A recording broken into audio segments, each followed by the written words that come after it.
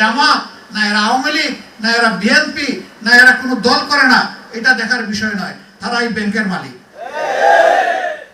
এই ব্যাংকের ক্ষতি হবে আর তারা চুপ করে বসে থাকবে, এটা আশা করবেন না। একদল তো পালিয়ে গিয়েছে পাশের দেশে, বাকিরা কোথায় যাবে আমি জানি না। আমাদের জীবন যতদিন আছে লড়াইও ততদিন চলবে ইনশাআল্লাহ। এই পচা সমাজ থাকবে না ইনশাআল্লাহ। রাজনীতি তারা করা উচিত, তাদেরই করা উচিত যাদের রাজকীয় মন আছে। যা প্রয়োজন তা করা হবে ইনশাআল্লাহ। আমরা লড়ে যাব, মানুষের অধিকারের পক্ষে লড়ে যাব। আমরা দমব না, আমরা থামব না। আপনারা দেখেছেন আমাদের দেশের অর্থনীতি বিধ্বস্ত। ব্যবসায়ীরা ব্যাংক থেকে লোন পাচ্ছেন না, ডিপোজিটাররা তাদের টাকা ফেরত পাচ্ছেন না, শেয়ার হোল্ডাররা তাদের শেয়ারের হিসাব মিলাতে পারছেন না। এই অবস্থায় আবার ৬টি ব্যাংকের গ্রাহকদের কি অবস্থা? ইসলামী ব্যাংকে আবার দখল করার পায় তারা।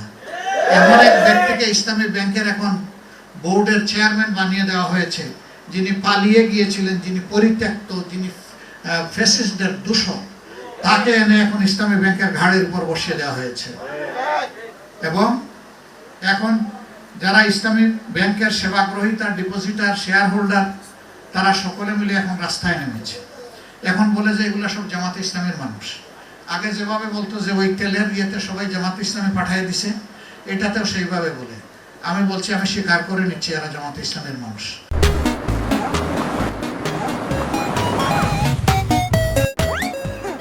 এবং এরা এই দেশের নাগরিক। এরা জামাত, না এরা আওয়ামী লীগ, না এরা বিএনপি, না এরা কোনো দল করে না, এটা দেখার বিষয় নয়। তারা এই ব্যাংকের মালিক। এই ব্যাংকের ক্ষতি হবে আর তারা চুপ করে বসে থাকবে, এটা আশা করবেন না। সেখানে তাদের উপর লেলিয়ে দেওয়া হয়েছে পুলিশ বাহিনীকে, গুলি, টিয়ার শেল, জলকামান। আমি গতকালকে সিলেটে ছিলাম এই ঘটনা ঘটার সময়। বলেছি যে আগামী দিন আমিও নামবো ইনশাআল্লাহ। একটা শেয়ার থাকলেও আমি এই ব্যাংকের মালিক, 10 টাকার ডিপোজিট থাকলেও আমি এই ব্যাংকের মালিক। আমার এই সত্তা নিয়ে কাউকে টানাটানি করার সুযোগ দেব না। আমি সামনে গিয়ে বুক খুলে দাঁড়ায় বলবো, যত গুলি আমার বুকে মারো, যত টিয়ার শেল আমার মাথায় মারো, কিন্তু জনগণের উপর, শেয়ার হোল্ডারদের উপর, ডিপোজিটারদের উপর, এই ব্যাংকের মালিকদের উপর সাবধানে একটা গুলিও ছুটতে পারবো না।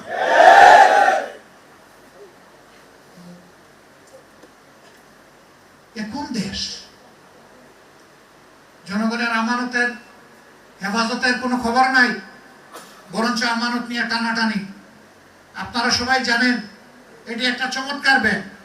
সৌভাগ্যক্রমে আল্লাহ তাআলা এই ব্যাংকের বোর্ডে আমাকে ৬টি বছর সেবা দেওয়ার সুযোগ দিয়েছিলেন। সেই সময়টাই ব্যাংক বাংলাদেশের বৈদেশিক মুদ্রার ৩২ ভাগ একাই তারা আহরণ করত। টোটাল ডিপোজিট ছিল সমস্ত ব্যাংকগুলোর হিসাবে ২৮%। এই ব্যাংকের কোনো তারল্য সংকট ছিল না, লিকুইডিটি ক্রাইসিস ছিল না, বরঞ্চ অন্যান্য ইসলামিক ব্যাংকগুলোকে মাঝে মধ্যে তারা বিনা লাভে সেখানে তাদেরকে সহযোগিতা করত শত শত কোটি টাকা দিয়ে। সেই ব্যাংকটাকে শেখ হাসিনা লেলিয়ে দিলেন এসালামকে। নিজেই এখান থেকে ৮৪,০০০ কোটি টাকা চুরি করে নিয়ে গেল। আরো সাঙ্গপাঙ্গ নিয়ে ১,২৬,০০০ কোটি টাকা এখান থেকে চুরি করে নিয়ে গেল। ৫ আগস্টের পরিবর্তনের পর ব্যাংকটা আবার কিছুটা স্বাভাবিক দ্বারা ফিরে আসতে শুরু করলো, মানুষের রাস্তা আবার ফিরে আসতে শুরু করলো। এখন আবার একই ফ্যাসিস্ট কায়দায় সেই ব্যাংকের উপর হামলে পড়া হচ্ছে। আমরা সাবধান করে দিচ্ছি, ইসলামী ব্যাংক যদি মাটির সাথে বসে যায়, সারা বাংলাদেশের অর্থনীতি গিয়ে পড়বে বঙ্গোপসাগরে। ইতিমধ্যে ব্যাংকগুলো থেকে টাকা উত্তোলন মানুষের মধ্যে আতঙ্ক তৈরি হওয়ার কারণে ব্যাপক হারে বেড়ে গেছে। আমি এইমাত্র সফর করে আসলাম, প্রবাসীরা জিজ্ঞেস করে আমরা কি রিমিটেন্স বাংলাদেশে পাঠাবো। আমি জিজ্ঞেস করলাম, কেন পাঠাবেন না? আপনার পরিবার আছে না? কার কাছে পাঠাবো? মাঝখান থেকে যদি আমার রিমিটেন্স চুরি হয়ে যায়, এর গ্যারান্টি কি? আমাদের তো কোনো আস্থা নাই। যদি অনাস্থার পরিবেশ আরো গভীর হয় আর সারা দুনিয়া থেকে যদি আমাদের প্রবাসীরা রেমিটেন্স পাঠাতে ভয় পায়, তাহলে বাংলাদেশ কোথায় গিয়ে দাঁড়াবে চিন্তা করে দেখছেন? হ্যাঁ, যারা চোর ডাকাত তাদের কোনো সমস্যা হবে না, কারণ তাদের তো অবৈধ অর্থের পাহাড় আছে, কিন্তু সাধারণ মানুষের তো জীবন যায় যায় অবস্থা হবে। আমরা সরকারের প্রতি আহ্বান জানাবো, এই দুর্বৃত্তপনার দিকে আর আগাবেন না। বাংলাদেশ ব্যাংকে গভর্নর একজনকে বসিয়েছেন, সেই লোক একটা গার্মেন্ট ফ্যাক্টরির মালিক, এমডি। তিনি নিজে ব্যাংক্রাফট হয়ে গেলেন, ঋণ খেলাপি হয়ে গেলেন। মাত্র 3 মাস আগে 2% ডাউন পেমেন্ট দিয়ে তিনি হয়েছেন রেগুলার। যে একটা গার্মেন্ট ফ্যাক্টরি চালাইতে পারলো না, ঋণ খেলাপি হয়ে গেল, গোটা বাংলাদেশের ব্যাংক ব্যবস্থা তার হাতে তুলে দেওয়া হলো। কি আশ্চর্যের ব্যাপার। এবং আপনারা দেখেছেন এখন যাকে চেয়ারম্যান হিসাবে ইসলাম ব্যাংকে দিয়েছে, তার নিজের আপন স্ত্রী ঋণ খেলাপি। সেই ঋণ খেলাপির জামাই হবে ইসলামী ব্যাংকের চেয়ারম্যান? বিবেক কোথায়? এই দুইজনকেই অবিলম্বে পদত্যাগ করতে হবে। এই সমস্ত জায়গায় যোগ্য, দক্ষ, পরীক্ষিত, সৎ মানুষগুলোকে বসাতে হবে। দলীয় আনুগত্য দেখে দলকানাদেরকে যদি বসানো হয়, অর্থনীতি ধ্বংস হবে। একদল তো পালিয়ে গিয়েছে পাশের দেশে, বাকিরা কোথায় যাবে আমি জানি না। আমরা ওটা চাই না। আমরা সংসদে প্রথম দিন দাঁড়িয়েই বলেছি যে আমরা নিরর্থক দামি বিরোধী দল হিসাবে এখানে থাকতে চাই না। আমরা অর্থবহ একটা বিরোধী দল হিসাবে ফাংশন করতে চাই। সরকারের গৃহীত সকল কল্যাণমূলক, ন্যায্য, ইতিবাচক কর্মসূচিতে আমরা অবশ্যই আন্তরিক সমর্থন দিব এবং সর্বাত্মক সহযোগিতা করব। কিন্তু জনগণের স্বার্থের বিপক্ষে যা হবে তার বিরুদ্ধে আমরা রুখে দাঁড়াবো। আমরা চুপ থাকবো না। আমরা গৃহপালিত বিরোধী দল হব না। আমরা জনগণের আমানতের সাথে বিশ্বাসঘাতকতা করব না। আমরা জনগণের আমানতের পাহারাদার হব ইনশাআল্লাহ। সম্মানিত বন্ধুগণ, এই দেশ আমাদের, আমাদের অধিকার আমাদেরকেই লড়াই করে আদায় করতে হবে। বলবেন লড়াই আর কতকাল? কম করলাম লড়াই, 47-এ করলাম, 71-এ করলাম, 52-তে করলাম, 90-তে করলাম, 24-এ করলাম, আর কত লড়াই? আমাদের জীবন যতদিন আছে লড়াইও ততদিন চলবে ইনশাআল্লাহ। সংসদের ভিতরে কোনো ব্যক্তি আমাদেরকে ধমকের সুরে কথা বলেছিলেন যে বিরোধী দল যদি এইগুলা করে ওইগুলা করে তাইলে ছাড় দিয়ে কথা বলা হবে না। তারা ভাব এমন যে আমাদেরকে দেখায় ছাড়বেন। আমি বলেছিলাম 54 বছর ইতিহাসে বাংলাদেশ দেখতে দেখতেই আজকে এই জায়গায় এসে দাঁড়িয়েছে। সুতরাং নতুন করে কিছু দেখানোর দুঃসাহস দেখাবেন না আমাদেরকে।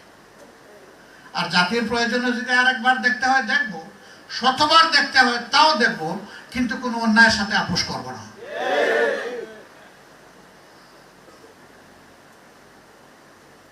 সব ক্রেডিট আল্লাহ তাআলার, যিনি আমাদেরকে বাঁচিয়ে রেখেছেন আর কথা বলার তৌফিক দিচ্ছেন। জমিনের ক্রেডিট 15 নম্বর আসনের মানুষের। আপনারা আমাকে নির্বাচিত না করলে এই কথাগুলো আমি জাতীয় সংসদে দাঁড়িয়ে বলতে পারতাম না।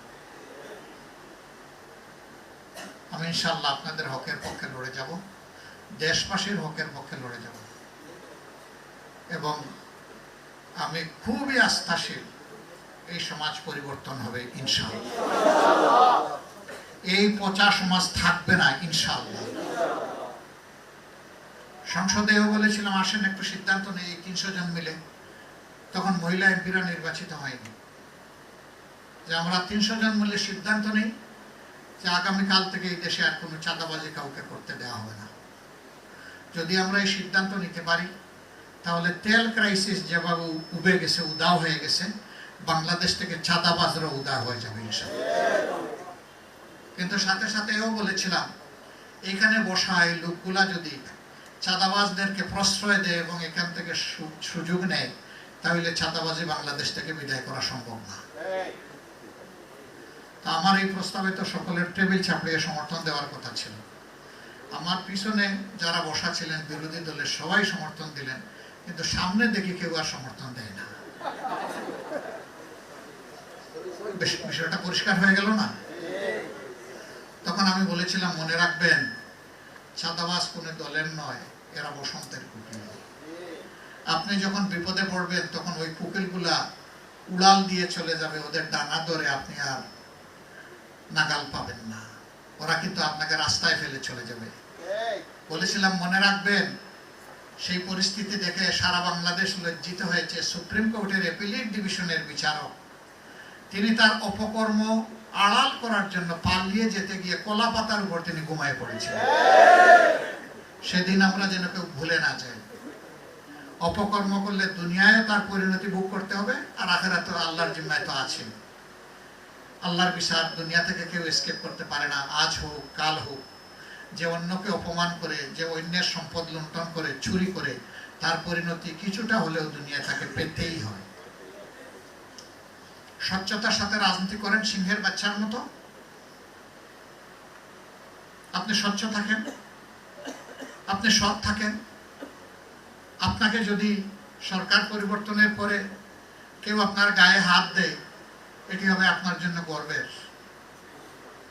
কিন্তু আপনি চুরি করে পালিয়ে গিয়ে অন্য কোনো দেশে আশ্রয় নিয়ে রাজার হালতে, রানীর হালতে থাকলেও এটি হবে বিড়ালের জীবন, এটা সিংহের জীবন নয়।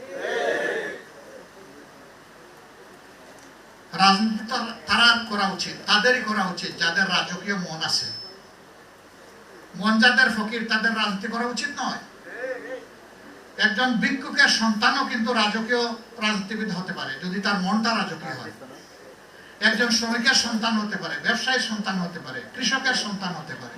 আলহামদুলিল্লাহ, আমি নিজেও একজন কৃষকের সন্তান, কোনো অসুবিধা নেই। কিন্তু রাজার ঘরে জন্ম নিয়ে চুর যদি হয়, তাহলে তার রাজনীতি করার কোনো অধিকার নাই, তার চুরি করা উচিত। এবং চুরির দায়ে কট হয়ে তার শাস্তি নেওয়া উচিত। সমাজের আইন শৃঙ্খলা পরিস্থিতি একেবারেই ভেঙে পড়েছে। পরপর দুইটা ঘটনা দেখেন আপনাদের পাশে। একটা রামেসার ঘটনা, এটা ফিরিস্তা সমান নেই। সর্বনাশ করে গলা কেটে 2 টুকরা করে ফেলে। কোথায় আছে মানবতা? আমি কালকে সিলেটে গেলাম, সেই একই ধারার আরেকটা ঘটনা দেখে আসলাম। আসলে এগুলা দেখলে নিজেদের বুক ধরে রাখা যায় না। আরেকজন মা সন্তান জন্ম দিলেন, সবগুলোই ব্রিলিয়েন্ট। সমাজের এক এক জায়গায় বিশাল বিশাল মেগা শট। মা মরে পচে গিয়ে গলছেন, সন্তানের কোনো খবর নাই। এ কোন সভ্যতা? অবশ্যই এই সভ্যতার পরিবর্তন হতে হবে ইনশাআল্লাহ। এই সকল সমস্যার সমাধান কেবলমাত্র আল্লাহর বিধানের ভিত্তিতে সম্ভব, অন্য কোনোভাবে সম্ভব। আল্লাহর বিধান জমিনে পুরোপুরি যদি চালু হয়, এখান থেকে সকল ধর্মের মানুষ বেনিফিটেড হবে, সকল বর্ণের মানুষ বেনিফিটেড হবে, সকল দেশের মানুষ বেনিফিটেড হবে, সকল রঙের মানুষ, ভাষার মানুষ বেনিফিটেড হবে, কারো কোনো ক্ষতি হবে না। একটা ভীতি ছড়ানো হয় শরিয়া আইন, মানে এটা নাম শোনা মাত্র যে একটা একটা করে তলোয়ার হাতে নিয়ে শুধু কল্লা উড়ানো হচ্ছে আর হাত কেটে ফেলা হচ্ছে। এটা আল্লাহর বিধানের বিরুদ্ধে সুস্পষ্ট অপপ্রচার। আমি সৌদি আরবের মেইন কৌরের লোকদেরকে জিজ্ঞেস করলাম, গত 1 বছরে কয়টা কল্লা উঠলো আপনাদের এখানে? বললো যে 1 বছরে মাত্র 1টা কল্লা উঠেছে, সেটা দর্শনের ঘটনায়। হাত কাটা গেছে কয়টা? বললো যে গত 20 বছরে কোনো হাত কাটা যায়নি। সৌদি আরব দুনিয়ার এমন একটা দেশ যেখানে ক্রাইম একদম গ্রাউন্ড লেভেলে, মাটির সাথে মিশে আছে। আমাদের ক্রাইম হলো আসমান লেভেলে অপরাধ। ডাকাতের ছুরির আঘাতে মানুষ মারা যাক, এটা কোনো সমস্যা না। ওই ডাকাতের হাত কাটা যাবে, এটা হইল সমস্যা। কার্যত ডাকাতদের এই পরিবেশকে যারা লালন করতে চায়, আল্লাহর বিধানের বিষয়টা তারা উপলব্ধি করতে চায় না, স্বীকার করতে চায় না। হাত কাটার প্রয়োজন হবে না তো, আর যাকে তাকে ধরে হাত কাটাও তো যাবে না। একজন লোক যদি চুরি করে, আগে দেখতে হবে সে কেন চুরি করেছে। যদি পেটের ক্ষুধার আগুন নিবানোর জন্য চুরি করে, তাকে রাষ্ট্রের দায়িত্ব হচ্ছে আগে তার পেটের ক্ষুধার আগুন নিবানোর ব্যবস্থা করা, তার বৈধভাবে বেঁচে থাকার বিষয়টা নিশ্চিত করা। এর আগে কোনো রাষ্ট্রের কোনো অধিকার নাই তার হাত কাটা তো দূরের কথা, তার একটা চামড়ায় চিমটি দেওয়ার কোনো অধিকার নেই। যে রাষ্ট্র তার নাগরিকদেরকে বৈধভাবে বেঁচে থাকার জন্য সুযোগ নিশ্চিত করতে পারে না, ওই রাষ্ট্র কোনো অপরাধের জন্য তার নাগরিককে শাস্তি দেওয়ার কোনো অধিকার রাখে না।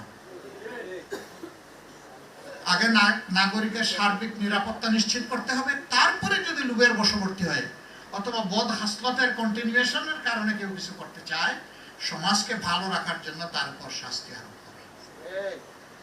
তখন লক্ষ লক্ষ মামলার পাহাড় জমবে না। হযরত উমর ইবনুল খাত্তাব রাদিয়াল্লাহু তাআলা আনহু প্রধান বিচারপতি ছিলেন। 2 বছরের মাথায় গিয়ে তিনি খলিফাতুল মুসলিমিন আবু বকর সিদ্দিক রাদিয়াল্লাহু তাআলা আনহুকে বললেন, এই দায়িত্ব থেকে আমাকে অব্যাহতি দিন, সরাই দিন। তিনি বললেন, কেন? বললেন, না, এখানে আমাকে বেতন দেওয়ার কোনো দরকার তো নাই। আপনি প্রধান বিচারপতি না? বলে, হ্যাঁ।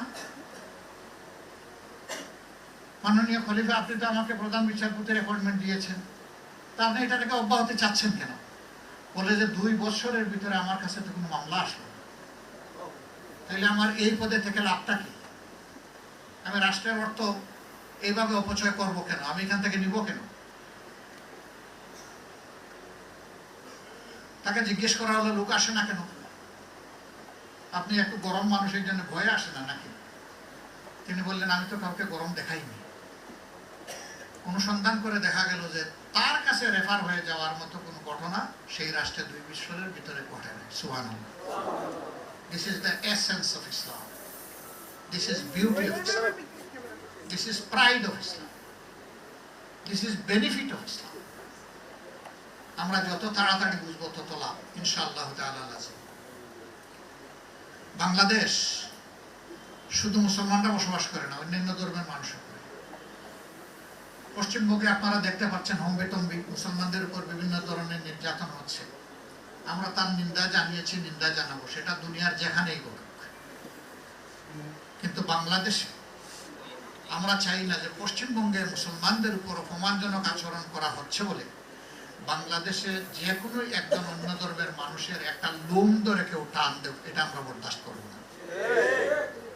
এই দেশ আমাদের সকলের। এই দেশের অধিকার ভোগ করার অধিকারও সকলের সমান। আমরা সেই হারমোনি, আমাদের শিষ্টাচার আমরা ইনশাআল্লাহ মেনে চলব। এটাই ইসলামের সৌন্দর্য। বলবেন যে তারা আমাদের ভাই, এখানে আমরা প্রতিশোধ নিতে পারি না।